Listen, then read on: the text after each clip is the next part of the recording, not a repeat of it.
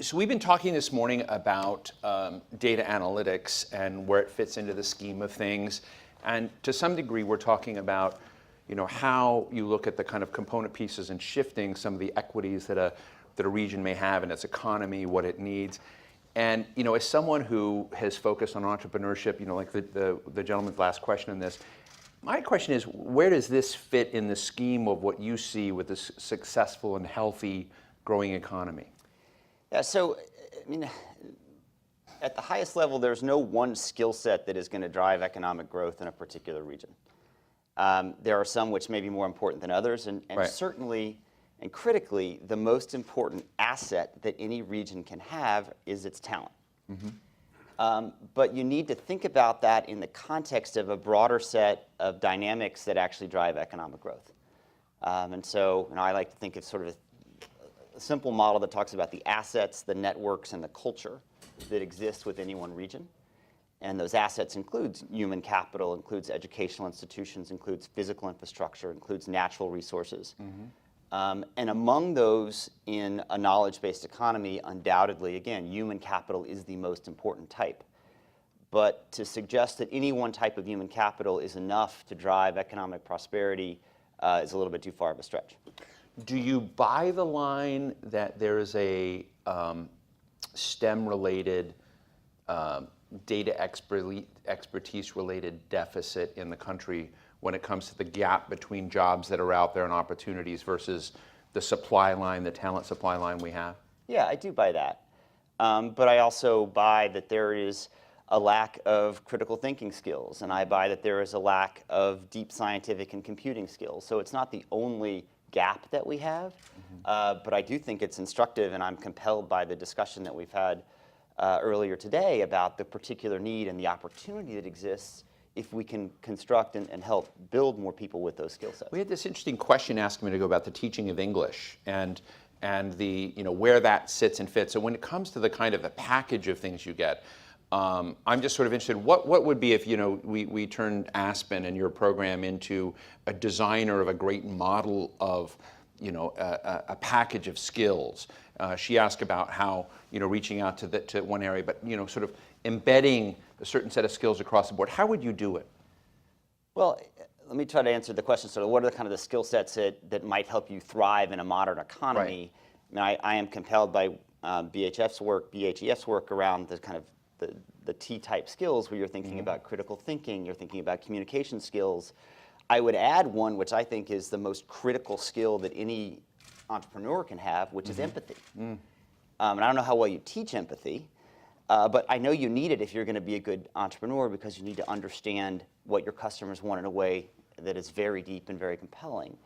So those plus general communications and analytics in general, using big data, small data, medium-sized data, you need to be someone who can actually take and analyze actual data to make better decisions.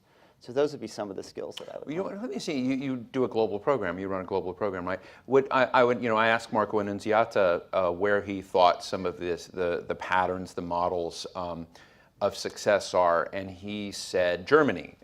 He was talking about guilds and apprenticeships. But if you were to kind of look at regional economic development, how to get the picture right, who's doing it best? Yeah, I mean, it's a tough one. I spend most of my time focusing on emerging markets. And unfortunately, I would love to tell you that there are countries in sub-Saharan Africa or Latin America that are doing it better than the Greater North. And that's not what I'm seeing. I would actually point to regions within the United States as places which I think are doing it best. Which do you think are great? What would be the standouts? Well, I think one which is a good one to point to is Austin. It's done a very good job of creating an economy which is based on multiple sectors with a real commitment, not always successful, but a real commitment to trying to have an educational system that works across the board, serving both low-income and high-income populations. And critically, when you think back to the model I was suggesting about the assets, the networks, and the culture, it has done a good job of building the networks and the culture to help link those assets and make sure the investments in economic assets have a positive result. You know, one of the things that I had an opportunity to do a couple of years ago was travel with Steve Case. Some of you may remember Steve is the founder of America Online, and he got this big bus. It was actually Mike Huckabee's old bus. They repainted it, and they called it The Rise of the Rest. And we went to Midwestern United States cities and visited their startup hubs to look at entrepreneurs, what they were doing in tech. We often visited universities. Some of these were in health, some were in agriculture. But Steve Case's notion was that New York and Silicon Valley didn't have a monopoly on all the great innovative talent in the world. And when you went into these places and you saw folks working, particularly in health and data science and others, it was amazing what was going on there. But all of them had issues of financing, of talent seeking and retention, because their smart people would get drawn to Silicon Valley.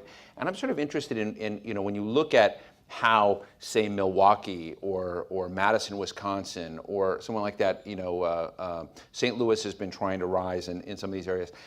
What are the factors, you know, because we're talking about partnerships. There's business, there's universities, there's colleges, there are opportunities. How do you get a community to up its game in such a way that it becomes a place where the value add, all of the layers come in, stay and stick, and grow? So drawing That on make that, sense? Yeah, it does. And I think it starts from the concept that the most important asset you can have in that community is your human capital. Right. And so the question is, how do you create a community that retains and attracts its talent? Now, you've got a real problem if you're in middle America with today's trends. Most of the millennial generation wants to be in big cities. So you're starting at somewhat of a deficit, because most of them are going to be attracted to some of the coasts. So the question is, what can you do to make your community attractive to them? And there are a variety of things you can do. One is, if you're lucky enough, you have an institution of higher education. Not just because it can help train people, but because it creates an intellectual environment that younger people and college-educated people like. And it's not just the main programs, it's the extension school, and it's the fact that you're doing concerts at your university-sponsored halls. So you really want to focus on the quality of life that you have in that community. And then where smaller cities have an advantage, or can have an advantage, is that they can really double-click on making the connections. So there's a great example of San Diego, which in the 80s and 90s was not a particularly successful technology hub. You had Qualcomm and not much more. Right. But the problem was you had UCSD and USD, but particularly UCSD, these amazing, crazy surfing professors. Roger Revelle and you know those guys. Yep. But they didn't. Roger Revelle was the carbon guy. You can't mention his name much around here lately, but. So change man. You've got the surfing crazy professors, and then you've got the ex-military real estate guys, and they didn't really talk. Right, so UC San Diego actually created a program called UCSD Connect, which was explicitly created to help link the financing community, the potential financing community, and the technology community, because they weren't talking. And if you can create, and they were successful in building those linkages, if you can intentionally create those linkages, you can get a lot further down the path of building a successful regional economy, because you're leveraging all the assets that are there. I often say, particularly in the context of working in emerging markets, that there is not an American metropolitan area that can't compete. The assets that You've just said something really, it's very weird listening to this right now, because I just spoke for UCSD. We didn't coordinate this at all. In a part of San Diego where in Richard Florida, the writer of The Rise of the Creative Class, has a new book called The New Urban Crisis. He and I appeared and talked where exactly that was happening, and you saw, you know, the folks that were coming from the university, the scientists, the others, the city and urban thinkers, and you know, folks in all dimensions of science coming over and meeting other parts. And so I think your conversation, because you've sort of taken us to a higher level than the world of data analytics. And part of the theme of today is really the partnerships between the business community and academic. But does this world itself need to figure out a way to do what UCSD Connect has? Does it need to find a connectivity with other parts of the system that may not appreciate its significance? If by this world you mean the higher education institutions and business institutions? Well, these guys, the data crowd. You know, these people. Yeah, let's all connect, y'all. Yeah. No, but I'm I'm interested in the question of bridging Yeah. and how you get bridging right. I mean, I think, look, there's the general concept is absolutely, we need to be thoughtful as economic developers, again, that's my frame, about how you link the various assets which are necessary to help companies grow and create jobs. And that does mean that if you have a certain skill set, if you're the head of data analytics, you're not that helpful if you're sitting in your ivory tower and not interacting with the business community or not interacting with the workforce development community that could help leverage some of the skilled people that you're generating. So I do think, I feel a little bit incapable of giving good advice here other than the general point, which is you've got to get out there. You've got to think strategically about how you're making connections, recognizing that for an economy to grow, it is the interplay of those various assets, starting with human assets, the networks that exist, and the culture that underlie it. Before I go to the audience, let me ask you a question, because your office is here in Washington, right? It is. So you hang out with this crowd across the street in the Capitol. How would you gauge their literacy on these issues? On a scale of A to F?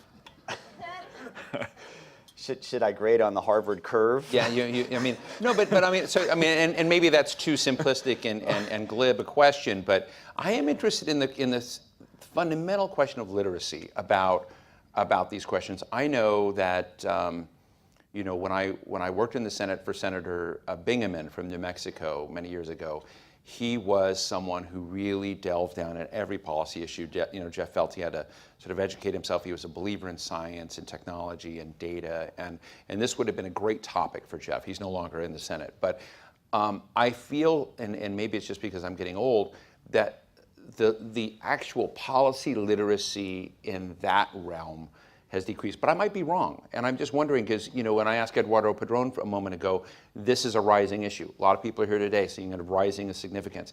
And I'm wondering whether, if there's not a literacy about these kinds of issues, is there actually a respect for them up there that need, in other words, do they matter or do they not matter to this question? Yeah, I think that it's probably greater literacy than we see. Such a cop-out answer. That there are Congress people and senators who really do get it, and they certainly get the importance of economic development. Who's your favorite who gets it?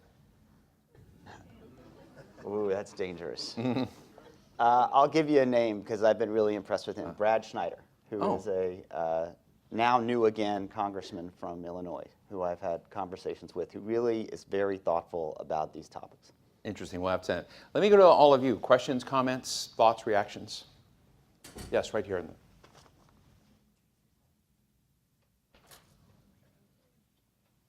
I'm Barb Leach, and I'm a recovering, I'm an administration appointee consultant now. And we've talked about the need for education to bring sociology and leadership skills together. But I think there's an underlying issue in the Midwest and perhaps some places in the South that has to do with discouragement and the inability to look at future steps necessary, that we've got a bigger world than we used to deal with. And it's all around the globe, and we aren't going back to we may make baby steps back, but in the long run, we're always going to be dealing with international issues and a changed future. So, how do we give those people the ability to believe again that they are going to have better lives? They missed years of economic recovery. So this is the question on the aspiration deficit, I guess. Do you have thoughts on that? Well, my flippant answer would be, let's get them to see the rest of the world. Because if they do see the rest of the world, they might actually be a little bit more optimistic about where things stand in the United States today. And I wish that we could broadly expand the understanding of both the challenges and opportunities that exist for us to engage with other countries in economic activity. One of the things that I am thrilled about in my job is that I get to meet entrepreneurs from Atlanta and from Accra. And what is fascinating is that those people are exactly the same in terms of their cultural values and their drive. And I think that we should help try to imbue those kinds of traits of risk-taking, of tolerance, of empathy. And if we can have further interactions between people from across cultures like that and see those similarities, hopefully that could drive a little bit more optimism. Other questions, comments? Yes, hi. Hi, good morning. Dina DOrazio, thank you. I'm with the National League of Cities, and we're actually addressing this whole issue. I manage the workforce and post-secondary portfolio there. And so we're bringing together chambers of commerce, local elected officials, mayors, et cetera, and then higher eds. And so we're starting to break some of those silos down. And I'm curious in terms of any advice from what you've seen in the field in terms of... So who do you think gets it best? I mean, not to say I don't want you to necessarily criticize you. I know you can't do that, but when you look at innovation out there and breaking those walls down, and somebody, I'll give you an example. We interviewed recently in a program we were doing on health, the mayor of Oklahoma City. I love the mayor of Oklahoma City. Anybody from Oklahoma City? No, no one from Oklahoma. Anyone from Tulsa? Okay. Oklahoma's big in my world, as you can tell. But he got his community to lose £1 million. He got 40,000 people into a system, and they connected them. And Oklahoma City was looked at as one of the fastest growing cities, but one of the most obese cities in the country. And he got his town to lose £1 million. And then they began working with the regional, sort of the city planning area to begin creating and changing infrastructure so there was more walking room. And to come back to this lady's question on aspiration, what's interesting is it's brought together communities of need, health, education, and others, and they are all of a sudden getting interested in what other cities around the world are doing. So it's connected them to other things in the world. So I'm just interested in when you sort of look at powerful stories of walls coming down, is there anything that pops to mind? Well, I'd encourage you to follow the Six CD Cohort we just launched, what is funded that? by the Kresge Foundation. It's building equitable pathways to post-secondary and workforce success. And our partners are also with LinkedIn and the Association of Chamber of Commerce Executives. That's a shameless plug, but you asked. So in any case, what we're actually seeing is everyone's in a different space. So those 6 cities, I would encourage you to look at. But everyone is approaching this differently, and we're merging different strategic plans. We're getting the workforce investment boards. But my question was really around what are some ways that you're seeing in increasing that literacy, but merging the jargon, if you will, right? And trying to really start to create that cohesion. I think the want is there and the desire, but we're starting to do that with our community. So anything you'd want Randall. to share about that? Yeah, I will harken back to a program I worked on a while ago, which I guess had mixed results, but something called WIRED, Workforce Innovation and Regional Economic Development, which was, among other things, a really significant effort to make sure that the workforce people were talking to the economic development people. As you may know, it's like Montagues and Capulets. And it is the most ridiculous thing ever that in this world where human capital is the most important form of capital, we've got an economic development entity and a workforce development entity that have entirely separate bureaucracies. So what was nice about that is money drove people and required them to work together. Now that's the best incentive I know. Maybe there are others that we can come up with, but I think it's really making sure that you've got folks from the workforce investment boards sitting on the Chamber of Commerce and vice versa, and that the university presidents and their economic development offices need to be sitting on the workforce investment boards. And it's a really conscious and intentional effort to make sure that you are cross-fertilizing those individuals, because ultimately it's going to have to be the people building those connections within a region. We can talk about it in Washington forever, and it's not going to matter. Any other questions, comments? Let me just finish with one last question about competitiveness, because competitiveness is coming back into the lexicon. It's coming back into the area. If you were to look at competition among all of our friends in the National League of Cities and regions, what trait, what aspect do you think positions a region best to actually be the most competitive, the most successful? Honestly, I would say it would be a culture which embraces diversity and promotes creativity. Because industries change so quickly, skill sets which are necessary also change quickly. What doesn't change is that the places which are most successful are those places that allow people with different ideas to come to their communities, where you do not have to have the last name of a community founder to be successful, where you can try and fail and start again, and if you fail for a good reason, that's embraced, it is not discarded. So it really is can you be a place where you, regardless of color or sexual orientation or gender or religious background or college experience, can you be part of that process? And can you then be in a situation where you've got institutions, formal and informal, that help make the connections so that the creative artist does meet the incredible crazy surfing professor, and that the rich real estate maven gets convinced to do investing in local startups. And on that, I want to thank Randall Kempner, Executive Director of the Aspen Network of Development Entrepreneurs. Thank you for sharing your insights.